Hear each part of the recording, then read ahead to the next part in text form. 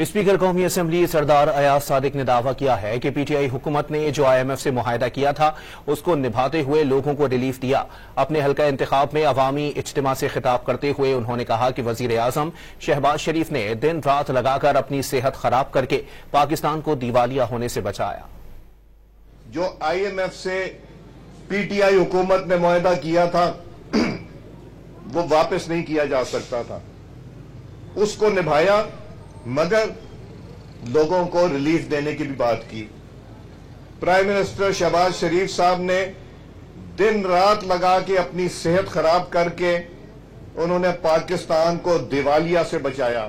शहबाज साहब ने मुश्किल फैसला करके नवाज शरीफ साहब की क़यादत में उन्होंने PDM की हुकूमत की सरबराही संभाली और आहिस्ता आहिस्ता पाकिस्तान को तरक्की की तरफ ले जाना शुरू किया।